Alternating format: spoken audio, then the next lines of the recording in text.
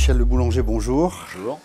Quand on marche dans la rue, quand on voit jouer l'équipe de France de foot, quand on examine la liste des prix Nobel français, quand on considère l'histoire industrielle de notre pays, on le constate, la diversité de nos origines est partout.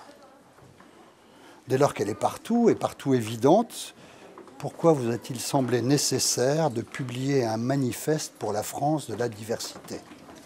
Elle est partout, la diversité, mais elle n'est pas partout reconnue à sa juste valeur. Et c'est un des grands problèmes, je crois, de l'histoire de la France. La France est une et indivisible, on le sait, depuis la Révolution française, et elle a construit son unité et son indivisibilité sur un troisième principe qui n'est pas constitutionnel, mais qui est très prégnant dans toutes les politiques depuis plus de 2 siècles, c'est l'uniformité. On a une France une, indivisible et uniforme.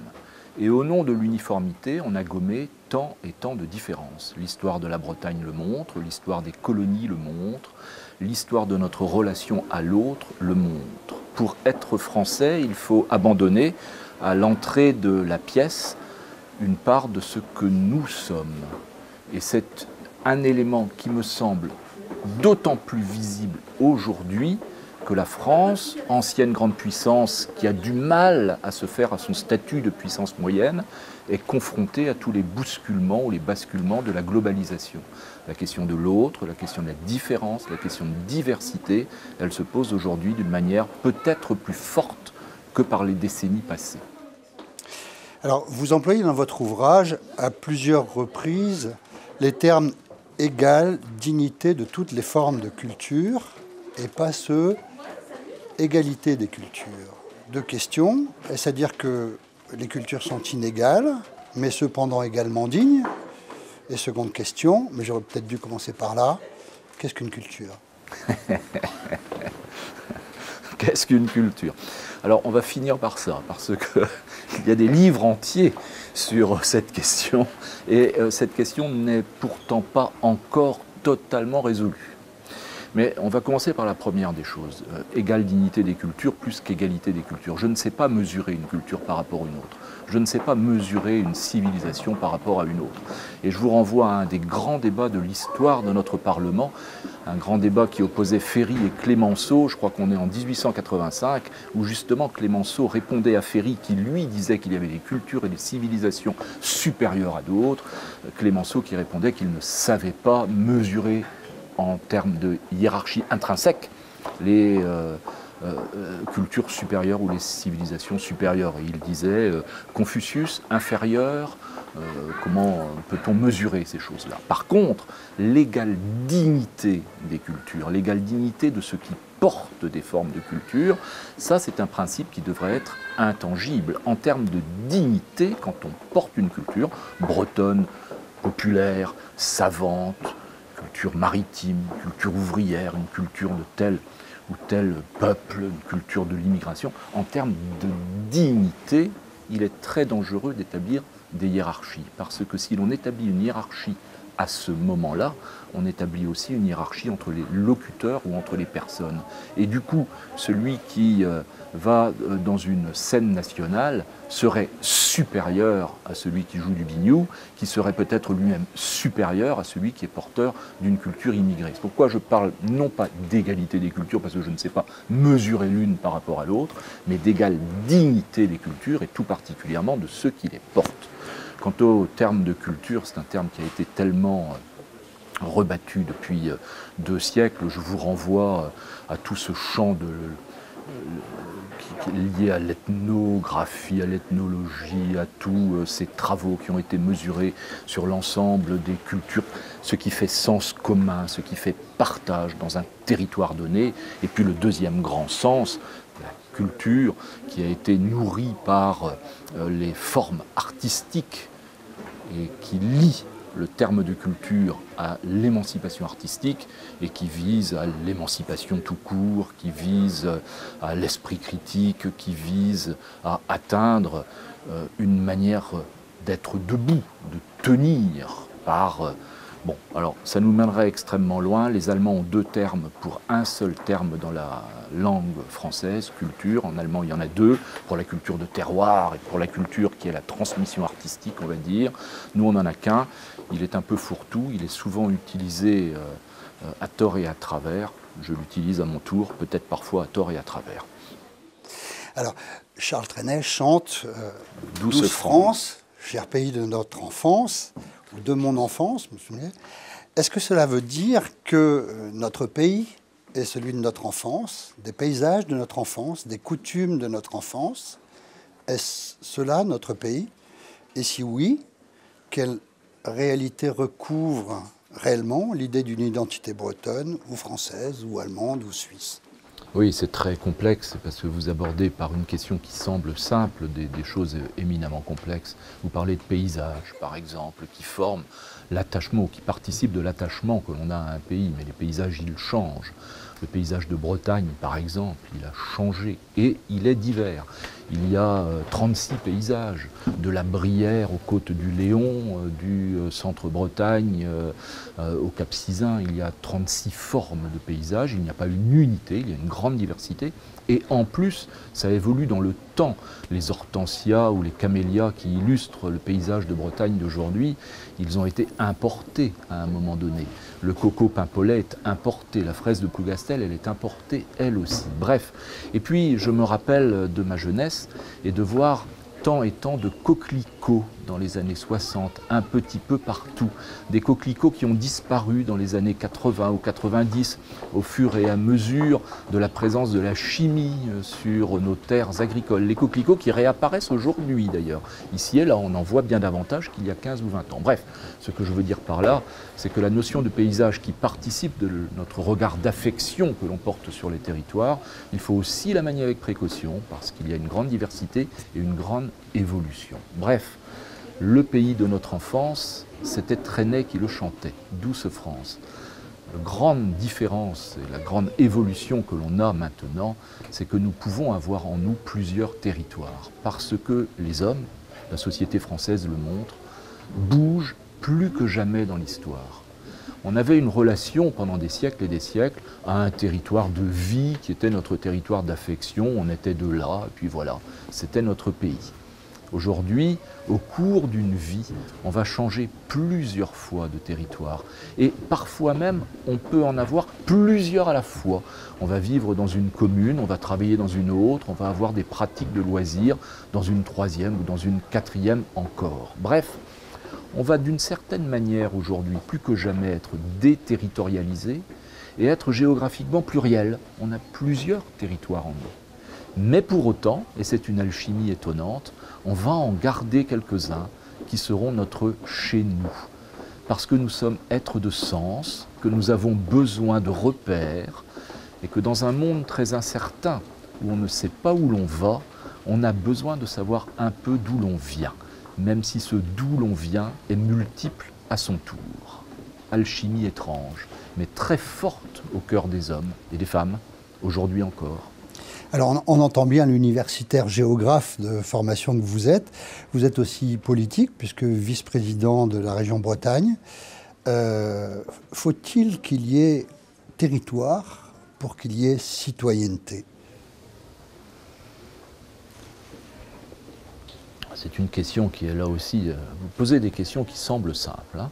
Puis on ouvre une boîte de Pandore et puis on peut y passer des heures et écrire d'ailleurs des bouquins là-dessus.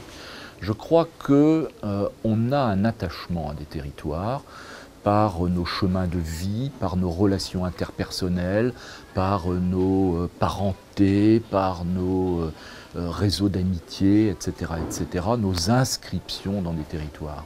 Et plus on se sent de quelque part, plus on est attaché à ce quelque part, plus on a envie de participer à son actualité ou à son développement.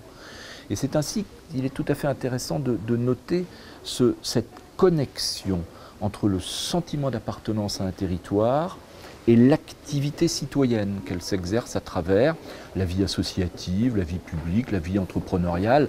Bref, plus on se sent de quelque part, plus on a envie d'être actif pour développer ce quelque part qui est notre espace de vie. Et c'est un élément de réponse à votre question. Le fait de se sentir, d'avoir en soi un territoire, va construire une motivation pour participer à des projets communs qui peuvent nous dépasser. On le voit très bien en Bretagne. La Bretagne suscite un sentiment d'appartenance extrêmement fort. La Bretagne suscite aussi le développement d'un tissu associatif qui, dans tous les domaines, vie sociale, vie sportive, vie culturelle, est bien au-dessus des moyennes nationales. Dans tous les domaines, la Bretagne est une des toutes premières régions de France par l'activité associative, la bénévole attitude. C'est aussi une des régions de France où le sentiment d'appartenance est le plus fort. Les deux éléments sont liés, je crois, intimement. Alors, encore une question pour le politique que vous êtes. Votre ouvrage aux éditions Dialogue s'appelle donc « Manifeste pour une France de la diversité ». Dans Le Monde de mardi, avant-hier donc, Madame Le Pen, dans son discours de Fréjus, que rapporte donc le journal, le quotidien Le Monde, dit, je cite, « Oui au multiculturalisme au niveau de la planète, non au multiculturalisme dans un seul pays. Son discours est-il biaisé? Et si oui, en quoi ?» À mes yeux, là c'est la subjectivité évidemment de chacun, à mes yeux son discours est bien plus que biaisé. Je pense que le discours du Front National est une véritable imposture sur ces questions-là, sur le multiculturalisme ailleurs, mais surtout pas chez nous. Ce discours est pour moi une imposture parce que le Front National dit défendre les Français. C'est même son slogan, protéger les Français, défendre les Français. Mais son discours de stigmatisation, son discours de haine, souvent, son discours de refus de l'autre, au XXIe siècle, dans un monde de la mondialisation, de la globalisation, où l'autre est là, sur nos écrans, dans nos vies, dans nos relations que nous avons tout au cours de nos vies, ce discours-là, qui construit de la haine, construit immanquablement de la violence. On l'a vu tout au long de l'histoire. Quand vous portez du mépris à l'autre, quand vous ne reconnaissez pas sa dignité à l'autre, parce qu'il est autre, progressivement, à force de discours incantatoires, vous construisez les éléments de la violence. L'histoire de la Bretagne le montre. Je vais prendre deux exemples qui ne sont pas du tout du même ordre, mais on pourrait multiplier les choses. Dans les années 1900, ça remonte plus d'un siècle, les républicains de Bretagne, je pense à la famille Aymon, dont un des membres était député républicain, le maire député républicain de Lorient, qui a été secrétaire d'État, qui s'appelle Guillès, Anatole Lebras, des grands républicains en Bretagne, ont plaidé dans les années 1900-1910 pour que la langue bretonne soit reconnue à l'école publique. Ils disaient, en gros et pour faire vite, la République est maintenant établie, la Bretagne est intégrée à la République, ouvrons la porte à la reconnaissance. Ils ont été d'échec en échec. La République s'est rétractée, a refusé ce multiculturalisme en elle-même. Résultat, 1911, première création d'un parti nationaliste en Bretagne, qui n'était plus pour l'intégration à la France, mais pour la séparation. Il y a un deuxième exemple dans l'histoire contemporaine de la Bretagne, qui est très éclairant. René Pleven, grand résistant, crée le Célib, personnage considérable, René Pleven. Il est entouré au Célib de Tanguy Prigent, autre grand résistant, autre grand personnage, et de plein d'autres. On est dans les années 50, la Bretagne a un retard économique et ils vont promouvoir ce que l'on appelle la loi programme pour la Bretagne, afin que le gouvernement décide d'un programme spécifique de rattrapage économique pour la Bretagne. Bien. Le gouvernement va le refuser, parce que la crainte, toujours la même, un peu de chouans, les Bretons, on s'en méfie. Voilà, on s'en méfie. L'échec de la loi programme, au début des années 60, va amener la création du FLB.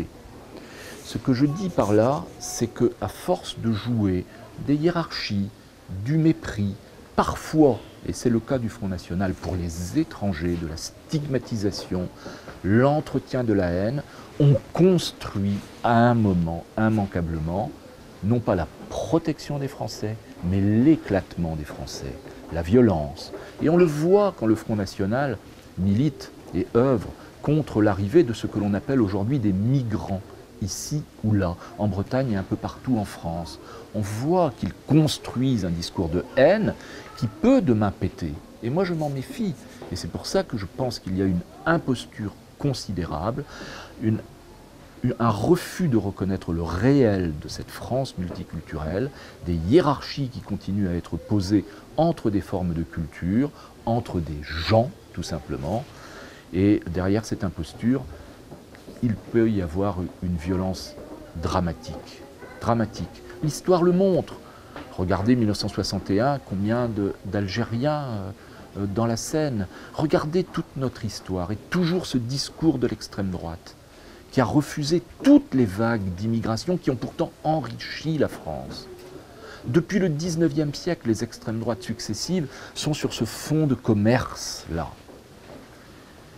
C'est toute notre histoire.